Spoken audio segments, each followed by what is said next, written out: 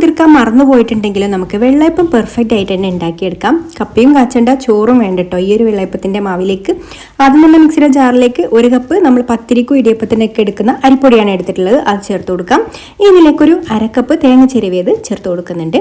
പിന്നെ ഒരു 2 table spoon പഞ്ചസാരയും പാകത്തിനുള്ള ഉപ്പും 1/2 ടീസ്പൂൺ ഇൻസ്റ്റൻറ്റ് ഈസ്റ്റും 1/2 കപ്പ് വെള്ളം കൂടെ ചേർത്ത് കൊടുക്കുന്നുണ്ട്. വെള്ളം കുറച്ച് ചേർത്ത് കൊടുത്തിട്ട് ഇതുപോലെ നന്നായിട്ട് മിക്സ് ചെയ്ത് കൊടുത്തതിന് ശേഷം അടച്ചു വെച്ചിട്ട് ഇത് നന്നായിട്ടൊന്ന് അരച്ചെടുക്കാം. ബാക്കിയുള്ള വെള്ളം ഞാനിതാ ജാറിൽ ഒഴിച്ചിട്ട് വീണ്ടും ഒന്നും കൂടെ അടിച്ചെടുത്തിട്ട് ഇതിലേക്ക് ചേർത്ത് കൊടുക്കുന്നുണ്ട് കേട്ടോ. അപ്പോൾ ഓരോ പൊടിക്കനുസരിച്ചിട്ട് വെള്ളത്തിൻ്റെ അളവിൽ അങ്ങോട്ടും ഇങ്ങോട്ടൊക്കെ മാറ്റം വരും. ഇനി മിക്സ് ചെയ്ത് കൊടുത്തിട്ട് നമുക്കിത് അടച്ച് വെക്കാം. ഒരു 3 മണിക്കൂർ ഇതൊന്ന് പൊങ്ങാൻ വേണ്ടിയിട്ട് മാറ്റി വെക്കാം. ചൂടുള്ള സ്ഥലത്തൊക്കെ വെക്കുകയാണെന്നുണ്ടെങ്കിൽ ഒരു 1.5-2 മണിക്കൂറിനുള്ളിൽ തന്നെ മാവ് പൊങ്ങി കിട്ടും കേട്ടോ.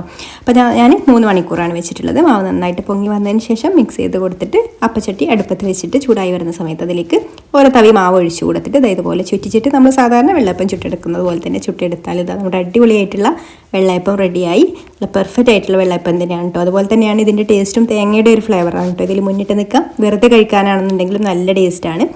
ഇഷ്ടമായിട്ടുണ്ടെങ്കിൽ ലൈക്ക് ചെയ്ത് കൂടുതൽ റെസിപ്പികൾക്കായി ഫോളോ ചെയ്ത് സപ്പോർട്ട് ചെയ്യാൻ മറക്കല്ലേ.